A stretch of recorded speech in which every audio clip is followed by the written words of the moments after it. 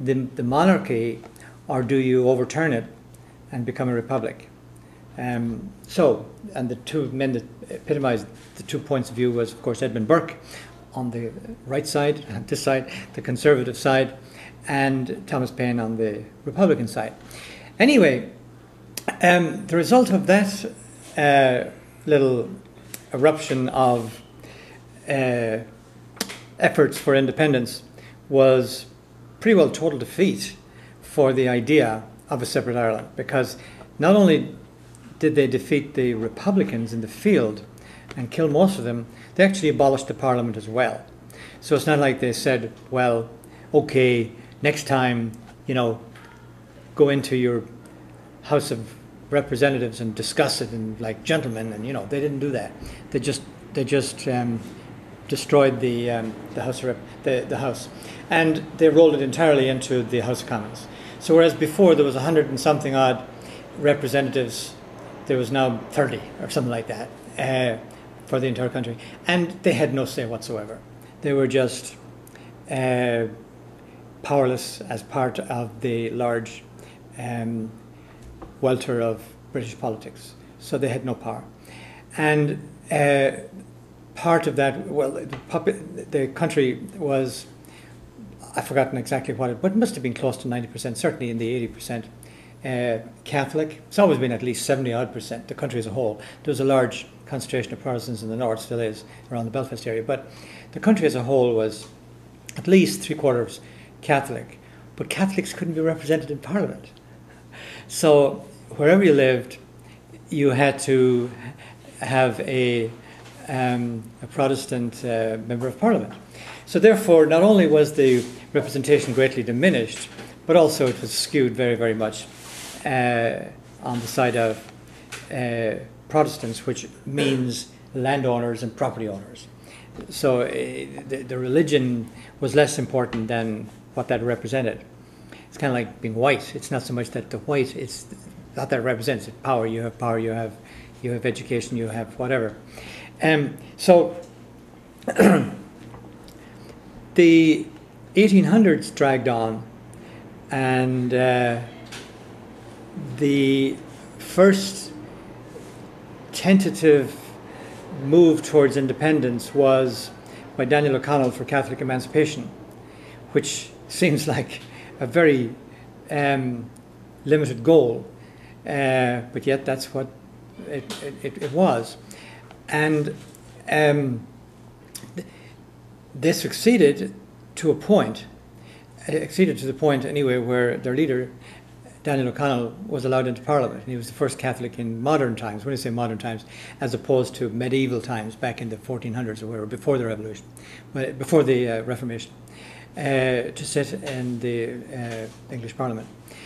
Because this applied not just to the Irish, it applies to the English Parliament as well. Catholics were not allowed in the English Parliament. So then they decided, well, okay, that was pretty good. That was in 1828. Let's see if we can get a rolling back of the Union. So they agitating for the repeal of the Union. The Union was an act passed by the Parliament in 1800. It was the only Parliament in world history that voted itself out of existence. But they did because they were bribed and threatened and so on. Anyway, now the independence, or the repeal of the Union movement and the Catholic emancipation movement were sort of gathering momentum. And the Irish people were actually doing well, in the sense that the economy was doing well. I know there was a lot of poverty in the cities and in the more rural areas, but nevertheless, the population had ballooned up to about 8.5 million. And the pre-famine Ireland, because the famine took place roughly halfway through the century, 1847-48. So the first half of the century actually was quite, by the standards of the times, quite prosperous. So they were feeling their oats, so to speak. And that, of course, then brought back the old question of, well, Why should we have to be always begging to the English to give us this and give us that little thing and so on? So there started to become again the physical force element started to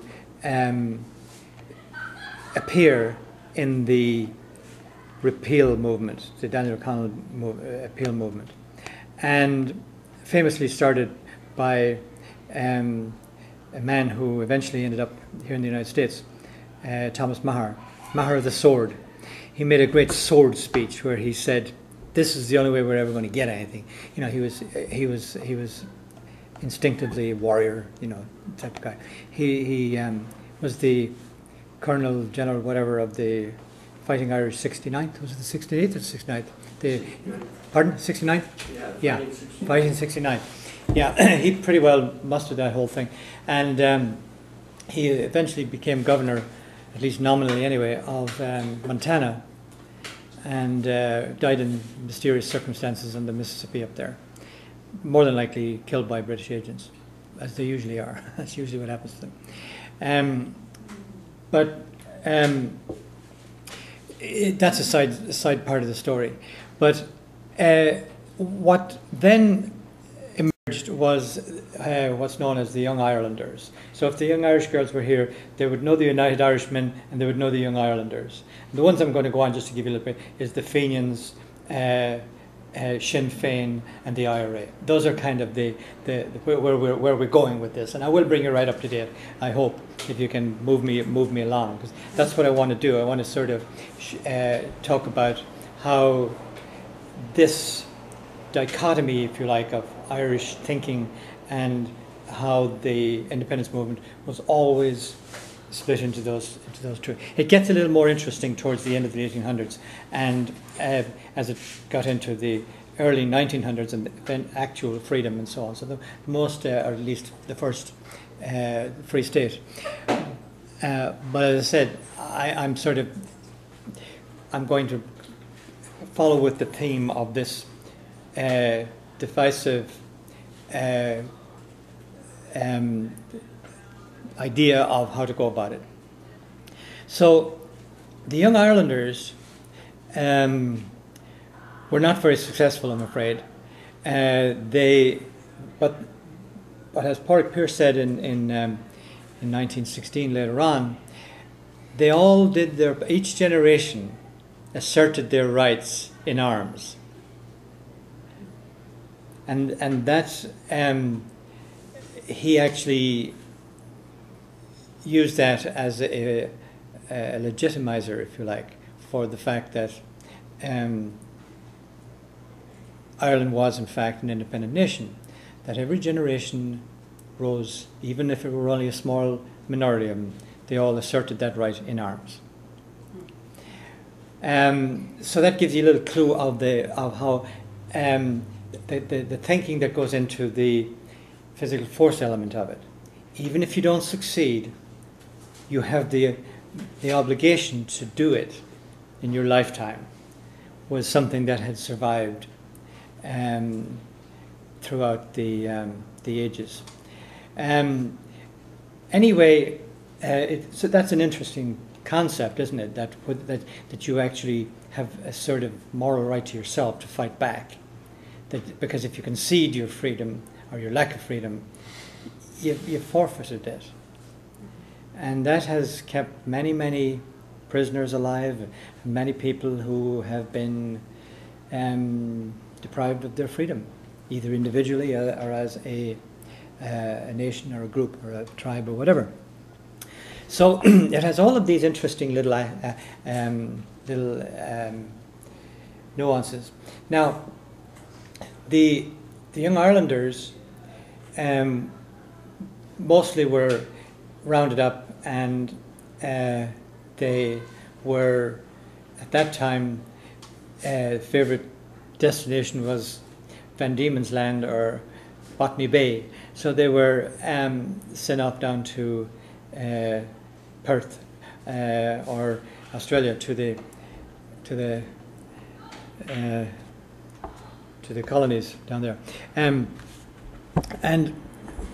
they were quite remarkable in that most of them did extremely well, and they became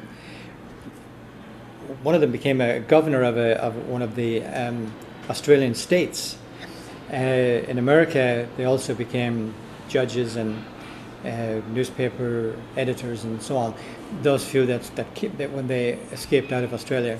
So some wonderful stories about the New Irelanders or the Young Irelanders. More in the others, unfortunately, languished in jail for a very, very long time.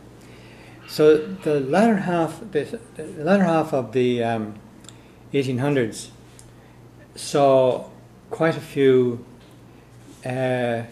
still in jail for very long periods. Now, the next stage was, well, obviously, you can't just gloss over the famine. I mean, that was the biggest. That was, that was the Holocaust of the Irish. So you can't just gloss over that. But it was like a